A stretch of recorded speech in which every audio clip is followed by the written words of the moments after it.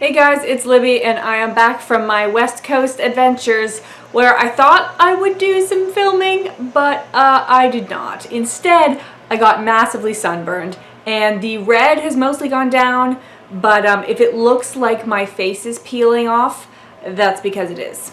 Also, I'm so sorry if you can hear the machinery going on outside. There has basically been constant construction outside of my house all summer, which is not awesome when you are a voice actor who records out of her home. It's really not great. But anyway, today we are here to talk about Harry Potter and the Cursed Child by not J.K. Rowling, but instead Jack Thorne, and also this Tiffany guy was involved somewhere in there. So just so you know whether or not you can watch this video, I will not be specifically discussing events in context that occur in this play, or rather these plays, since there are two of them together in the book. Why not? I will have to mention things that occur, but I will be as vague about characters and setting and what point in the story they happen as I can. I will be spoiling the first 7 Harry Potter books, but it's 2016, people. Come on, there's only so much I can do. Now, a bit unusually, I want to start with my rating. I gave this book, I'm just going to call it a book, because calling it these plays over and over again, I'm not going to remember to do that. I gave it 3 stars. I did like it. It is not out of the question that I would read it again, but unfortunately for this book, it's really easy for me to point out all of the things that I don't like, and it's less easy for me to point out all the things that I did like. So anything that I don't complain about, just assume that it fills me with like the wonderful, whimsical, nostalgic Harry Potter magic feels that I know pretty much we all feel. Because there were definitely parts where I was reading and I was like, so great. But then there were several things that pulled me right out of that, and that's what I'm going to talk about. First off, let's talk about it in comparison to the novels. It is not as good as the novels. You may remember that at least in my opinion, the dialogue of the novels was not like the strong suit. Like, the dialogue's fine, and it sounds quite realistic for the way humans talk. But with the exception of Dumbledore, pretty much no one says anything where you're just like, oh wow, that was such a great line. And in a play, all that you have is the dialogue. Now, I know that this is going to be different when you actually see it on stage. However, I think it is justifiable to treat the script as a work on its own because of the way that they published it and marketed it. It doesn't have a lot of the standard hallmarks of a play. There is no character list because they want you to sort of be surprised as people are introduced throughout the story. It's missing some kind of vital entrance and exit tags. I would occasionally find myself going, oh, Scorpius is on stage. Has he been on stage the whole time, or did he just walk in when he said this line? Who knows? But when you take out those stage directions, it definitely seems more like a really dialogue-heavy book as opposed to a play. And the back freaking says the 8th book. So, Scholastic, Joe, if you didn't want me to treat this like a piece of art on its own, you have gone about it the wrong way.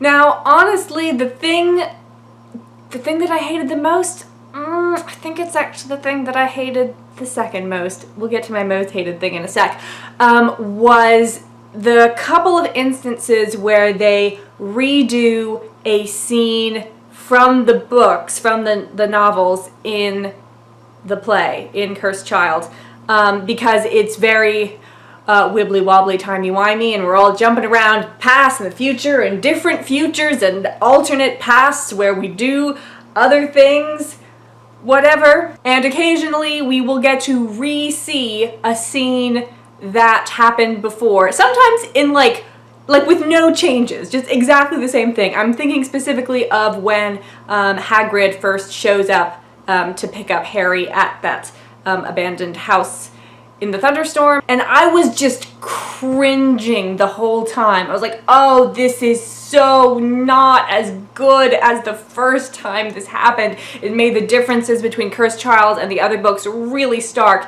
And also, seeing that on stage wouldn't make it better. If anything, it would make it worse, because it's not Daniel Radcliffe and Fiona Shaw and the guy who plays Hagrid, whose name I forgot, playing those characters. And I'm sure that some people have managed to keep their mind vision, I'm sure there's a word for that, it's not headcanon, but their mental image, there we go, of the characters separate from the film actors. I have not been able to do that, and I suspect that I am not alone. So I'm just like, I don't want to see this, make it go away.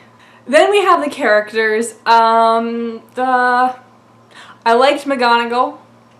I liked Delphine, who is a new character, at least until the very end when it just became schlock. I liked Hermione, although I think that she needs to come up with a better riddle to hide the very important item from random people, like not a riddle that a bunch of kids can solve in about 90 seconds. Remember in book 1 when there were like, I don't know, 8 or however many tests that you had to get through in order to get to the Sorcerer's Stone, Philosopher's Stone, whichever edition you prefer? Maybe we should get something like that. Not attacking books and a lame riddle. But otherwise, thumbs up for Hermione. I did like our two sort of main new characters, Albus Potter and Scorpius Malfoy, although, God, every time I saw the name Scorpius written, I was like, oh God, that is such a bad name. That is a joke of a name. That is what you name your child if you want them to be bullied relentlessly, Draco. Why did you do that? And I remember back to the epilogue of the 7th book where you like briefly see Scorpius in the distance. And I was like, wait, I'm sorry, his name is Scorpius? So bad, so bad. They should have given him another son to be there, because with a different name. It was so bad. I really didn't like what they did with Ron, though. Ron, does he have like any moment that is not comic relief? I feel like he's there solely for comic relief, and like he does do comic relief in the books, but he also like has a personality. Did not get any of that in the new one. And also Harry was utterly unrecognizable. Like, it might as well have not been him. I don't know who that person was. Okay, let's get to the plot, because the plot was horrendous. So, first off, I know that many people's favorite book of the original 7 is Prisoner of Azkaban, and I'm not totally sure what my favorite book is. I know my least favorite book is It's Goblet of Fire. Oh my god, too long, too boring, too many new characters. Anyway, that's not what we're talking about. So Prisoner of Azkaban. I do quite like Prisoner of Azkaban. It would definitely be in my top 3, but what I liked most about it, what made it amazing for me, and what I suspect a bunch of other people liked, was how ingenious the time turner was. Because it happens the way, at least I believe, time travel would actually work, which is you can go back in time, but you can't actually change it because the stuff that you did happened. So Harry and Hermione go back and they do stuff, but that's all stuff that they already did and did happen the first time. You've read the book, you know what I mean, even though I'm explaining it horribly.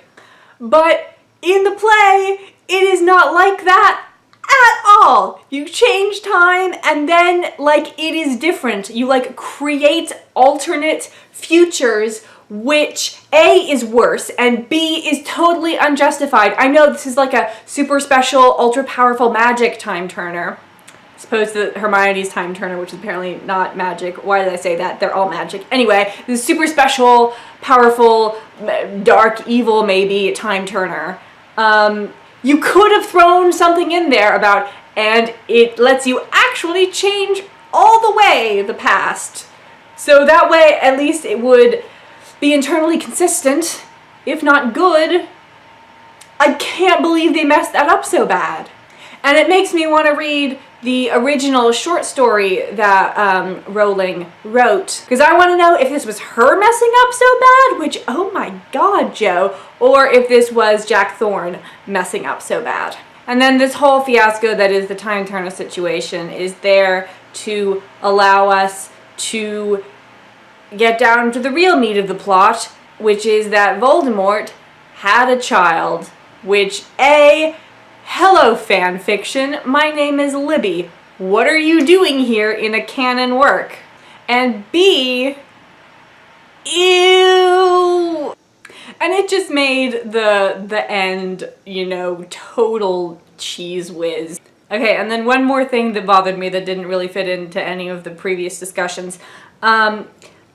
This may actually have made me like the other books less, which is never good. But in this book, all of the parents are like constantly showing up at Hogwarts whenever anything bad happens to their kids, or whenever they think something bad is going to happen to their kids and so need to lay down the law. And honestly, for the most part, the stuff that is happening at Hogwarts is not really that bad. In book 2, you had like an ancient evil serpent roaming the halls, like killing people. I mean, not quite, but trying really hard to kill the students. And like Lucius Malfoy showed up for a bit at the end. I feel like either parents are showing up all the time at Hogwarts or they're not. Pick one and then stick with it. And then the other thing that just made this not work on the most foundational of levels is that the Harry Potter books were taking place in the 90s. In the early age of the internet, when most people weren't really using it and there wasn't really email and stuff. So all of the various adorable old-fashioned wizarding things kind of made sense. Like, oh, they send mail by owl instead of through the postal system, and they write with quill pens. That's adorable. Why are they still sending owls? Why are they not using email? It's faster, and you don't have to worry about someone kidnapping your owl. Owl napping your owl. Like, come on, Ginny, Harry, Draco. You don't need to flu powder into the headmistress's office. Just FaceTime her. And finally, queer baiting. If you read the book, you know what I'm talking about. She totally tantalizingly dangles a same-sex attraction in front of you and then is like, no, but not actually though. And J.K. Rowling, you already have a yellow card for queer baiting with the Dumbledore is actually gay, but does not ever get to express his sexuality. Doesn't count. I think you have a red card now. You're out of the game, Missy.